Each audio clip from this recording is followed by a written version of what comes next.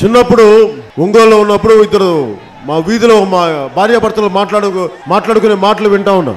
వాళ్ళిద్దరు ఏదో మాట్లాడుకుంటా భార్య అంటా ఉంది, సమస్యల గురించి మాట్లాడుకుంటా ఉంటే దూకుమని చెప్పేవాళ్ళు కానీ దూకేవాళ్ళు ఒక్కళ్ళు లేరని. రాజకీయాల్లో దూకడం అంత సామాన్యమైన విషయం కాదు. ఒకవైపు వేల కోట్లు ఉన్న వ్యక్తులు, విపరీతమైన రాజకీయ ప్రాబల్యం ఉన్న వ్యక్తులు, కుటుంబ నేపథ్యం ఉన్న వ్యక్తులు. ఆల్రెడీ మనం 2009లో దెబ్బలు తినున్నాం, పార్టీ నడిపించాం. ఒక స్థానం కాదు 285 స్థానాలపైన పోటీ చేశాం. 24%, 23% ఓట్లు సంపాదించాం. ఇవన్నీ దెబ్బతిన్న తర్వాత 2014లో మళ్ళీ పార్టీ పెట్టడం అంటే ఏ అండదండలు లేకుండా, ఏ ఒక్కరి సపోర్ట్ లేకుండా పార్టీ పెట్టడం నాకు కేవలం నమ్మకం. నాకు నా అన్నదమ్ములు ఉన్నారు, నా అక్క చెల్లెలు ఉన్నారు, నా ఆడపడుచులు ఉన్నారు. వారికి నేను మాట్లాడేది అర్థమవుద్ది. నేను వారి బాధ ఎంత ఉందో నాలో అదే బాధ ఉంది.